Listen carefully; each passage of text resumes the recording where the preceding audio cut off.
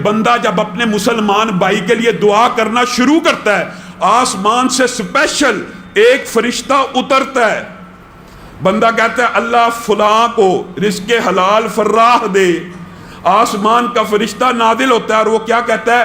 آمین وَلَكَ بِمِثْلِ، آمین وَلَكَ بِمِثْلِ۔ کیا مطلب؟ اللہ تعالیٰ تیری دعا کو قبول کرے اور اللہ تعالیٰ تجھے بھی یہی عنایت کرے۔ آپ لوگ ڈھونڈتے ہیں، کیا ڈھونڈتے ہیں؟ کوئی نیک بندہ مل جائے، اس سے دعا کروانی ہے۔ آپ کو نبی کریم فرشتے کی دعا پانے کا طریقہ اور گر بتا رہے ہیں۔ فرشتہ کس کے حکم سے دعا کرے گا؟ اللہ کے۔ فرشتہ اپنی مرضی سے نہیں کر سکتا۔ بات سمجھ لیجئے، مسئلہ بڑا آسان ہے۔ فرشتہ اپنی مرضی سے بولتا ہی نہیں۔ فرشتہ کس کے حکم سے بولتا ہے؟ اللہ کے حکم سے۔ یہ اپنی مرضی چلاتے ہی نہیں ہے، یہ اللہ کی مرضی سے نازل ہوا، اللہ کی مرضی سے تیرے اور میرے لیے دعا کرنا شروع کر دی، تو اس فرشتے کی دعا کے قبول ہونے میں کوئی شک نہیں ہے۔ قبول کس نے کرنی ہے؟ اللہ نے۔ جس نے اس کو سکھایا کہ دعا کر، وہ قبول نہیں کرے گا؟ تو میرے بھائیو، یہ دل بڑا کرنے کی بات ہے۔ انسان خیر و بلائی مانگتا ہے۔ نبی کریم صلی اللہ علیہ وسلم کے دور میں بھی ایسا ہوا۔ ایک ساتھی نے، یہ عرب کے معاشرے میں ایک بدو تھا، اسلام قبول کیا، وہ اللہ سے دعا کرنے لگا، اللہ میرے اور محمد صلی اللہ علیہ وسلم کے علاوہ کسی پہ رحمت نہ کرنا، اللہ میرے اور محمد صلی اللہ علیہ وسلم کے علاوہ کسی کو یہ نہ دینا، یہ نہ دینا۔ نبی کریم ہنسنا شروع ہو گئے، کہا یہ کیا کہتا ہے؟ اللہ کی رحمت کو صرف میرے اور اپنے تک محدود کرتا ہے۔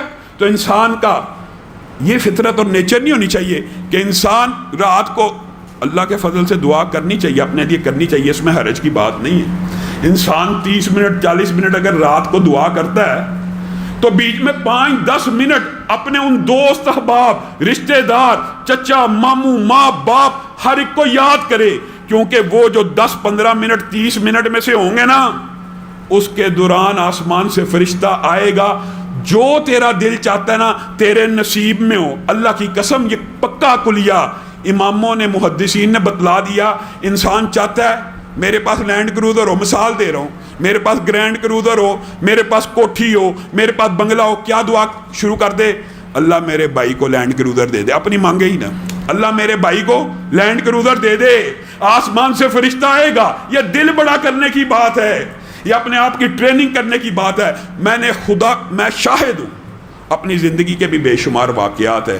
آپ لوگوں کے لیے دعا کرنے والے کو کبھی محتاج نہیں پائیں گے، کبھی محتاج نہیں پائیں گے۔ وجہ اس کے لیے تو فرشتے دعائیں کر رہے ہیں۔ تو آپ نے یہ بات بھی سمجھنی ہے کہ اس حوالے سے ایک واقعہ بھی ذہن میں آ گیا، اور یہ پرانا واقعہ نہیں، انبیاء کی دعاؤں کا تو آپ نے سنا ہوا ہے۔ نبی کہتے ہیں اللہ تعالیٰ ہم آپ سے دعا مانگ کے کبھی محروم نہیں رہے۔ نبی کہہ رہے ہیں۔ آج عصر حاضر کا ایک واقعہ دماغ میں آ گیا کسی کے لیے دعا کرنے کے حوالے سے۔ ایک شخص کو، سچا واقعہ، سعودی عرب کا واقعہ، خواب آتا ہے اور خواب میں نمبر بھی آتا ہے۔ خواب میں نمبر بھی آیا کہ فلاں بندے کو عمرہ کروا۔ خواب آئی، 7 نمبر بھی آیا، اور وہ خواب سے اٹھا، اس کو وہ نمبر یاد ہے۔ پھر خواب آئی، پھر خواب آئی، پھر خواب آئی۔ ایک بہت بڑے عالم عرب کے، ان سے انہوں نے رابطہ کیا کہ اللہ تعالیٰ مسلسل مجھے یہ خواب دکھاتا ہے کہ فلاں بندے کو عمرہ کروا اپنے خرچے پہ۔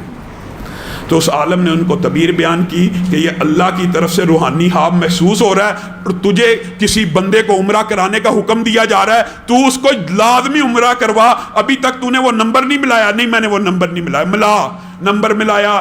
ایک عربی بدو نے فون اٹھا لیا، اس سے گفتگو ہوئی، مجھے خواب آتی ہے عمرہ کر لے۔ کہا میں نے تو جب سے پیدا ہوں کبھی خانہ کعبہ دیکھا ہی نہیں، مجھے خواب آتی ہے میں تیرا خرچہ اٹھاؤں گا، ٹکٹ اٹھاؤں گا۔ اس نے اس کا فون رکھ دیا۔ اس نے اپنی پوری داستان، پوری لکھی ہوئی، کتابوں میں بھی موجود ہے، اور عرب کا عصر حاضر کا واقعہ، اس کے انٹرویو موجود ہے۔ اب وہ بار بار کال کرے، بالآخر پتہ نہیں اس بندے کے دل میں کیا خیال آیا، اس نے کہا ایک شرط پہ آؤں گا، وہاں پہ تو مجھے 5 سٹار ہوٹل دے گا، وہاں پہ میرے یہ اخراجات کرے گا، یہاں سے مجھے پک کرے گا، یہاں پہ مجھے واپس چھوڑے گا۔ میں تیرے اصرار کے اوپر عمرہ کرنے آتا ہوں، میں نے پوری زندگی سعودیہ میں گزار دیا، میں نے خانہ کعبہ نہیں دیکھا، تو میرے پیچھے لگ گیا ہے، تو چلو میں یہ کام کر دیتا ہوں۔ اب دیکھیے کسی کی دعا انسان کے کیسے کام آتی ہے۔ وہ بندہ اس کو عمرہ کروا گیا, سارے اخراجات, اس کی ساری ڈیمانڈز پوری کر رہا ہے, وہ خانہ کعبہ کو بدو چھوڑ کے جا رہا ہے باہر. تو بندے کو کہتا ہے جو ساتھ آیا, ساری عمر بیت گئی, اس گھر کا دیدار نہیں کیا, عجیب سی دل کی کیفیت ہے, مجھے 2 رکعت نماز پڑھنے دے, شاید زندگی میں کبھی دوبارہ موقع ملنا ہے, نہیں ملنا, 40-50 سال گزر گئے, میں نے نہیں دیکھا, آج دیکھا ہے تو رب کو 2 سجدے کرنے کا دل کر رہا ہے. بندہ کہتا ہے کر لے. وہ بندہ کہتا ہے میری آنکھوں کے سامنے دوسرے سجدے میں گیا ہے, آخری رکعت کے, میں نے دیکھا سجدہ لمبا ہوتا جا رہا ہے, لمبا ہوتا جا رہا ہے, لمبا ہوتا جا رہا ہے, میں اس تک پہنچا, اس کی روح جسم سے نکل چکی ہے. کہا میں اب حیران ہو گیا کہ مجھے خواب بلا وجہ نہیں آیا, اس کے پیچھے ضرور کوئی مقصد تھا, اللہ تعالیٰ نے اس کو کان سے پکڑ کے جو جنت میں داخل کیا ہے, کوئی وجہ ہے, کوئی ایسے ضرور عمل ہے. کہتا میں تحقیق کے لیے اس کی میت کو, اس کے گھر والوں کو خبر دی, سارا اس کے محلے میں پہنچ گیا. کیا ایسا عمل کرتا تھا اس کے بارے میں کہتا مجھے نیگیٹو رپورٹیں ملی, نمازی سستی کا شکار تھا, کبھی جمعہ پڑھا, عید پڑھی, بالکل نارمل آدمی, سگریٹ نوش وغیرہ وغیرہ. کہتا لیکن ایک بات اس کی ایک ہمسائی نے مجھے بتائی, اس کو پتہ لگا کہ آیا ہے, تو میں اس کو پتہ لگا میں یہ باتیں پوچھ رہا ہوں, تو اس نے کہا ایک بات میں بتانا چاہتی ہوں, میں بیوہ ہوں, میرا ایک یتیم بچہ ہے. یہ بندہ جب بھی اپنے گھر والوں کے لیے کوئی سامان لے کے آتا تھا, بالکل اسی طرح کا سامان میرے دروازے کے باہر رکھ دیتا تھا اور بیل بجاتا تھا اور بیل بجا کے چلا جاتا تھا. مجھے اس کی یہ روٹین پتا تھی, اس نے آج تک میری شکل بھی نہیں دیکھی, اس کو صرف پتا تھا یہاں پہ ایک یتیم بچہ رہتا ہے, یہ ہر روز میرے گھر کے باہر ایک کھانے کا سامان رکھ جاتا تھا اور میرے منہ سے یہ دعا نکلتی تھی کہ اللہ اس کا خاتمہ بالخیر کر دے.